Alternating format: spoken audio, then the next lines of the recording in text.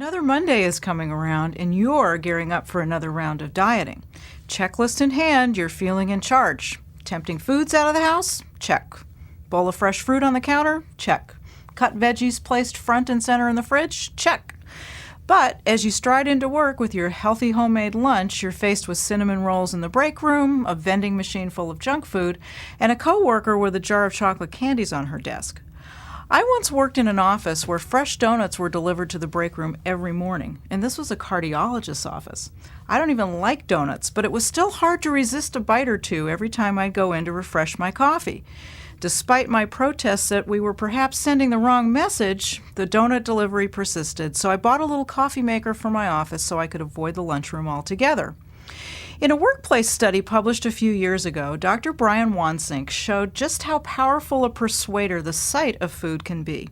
He placed a covered dish, half of them clear and half of them white china, of chocolate candies on the desk of every secretary in an office building as a gift for Secretaries Week. Every night for 2 weeks, he'd count what was eaten and then refill the dishes. Those clear dishes had a clear impact. Secretaries dipped in 71% more often from the clear candy dishes and ate an extra 77 calories a day. Do that every day for a year and you'd pack on an extra 5 pounds. Making food a little harder to get affects how much we eat too.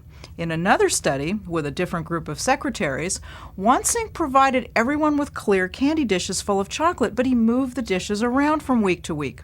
1 week the candy dish was on top of the desk, then it was in the desk drawer, and another week it was 6 feet away on top of a filing cabinet. Candy on the desk was easy to get, so the secretaries indulged an average of 9 times a day. But when they had to work for it, they walked all that way to the filing cabinet only 4 times a day. If your workplace is a minefield of temptations, you need to have a good offensive strategy, and that means keeping foods out of sight and mind and making sure you have healthy alternatives available.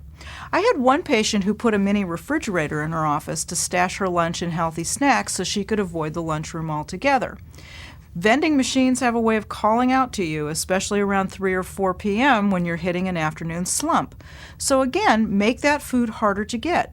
Maybe you don't keep cash with you at work, or maybe you find another route to the restroom that doesn't take you past the vending machine.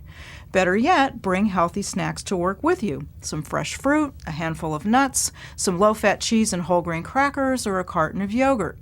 Here's something else that helps.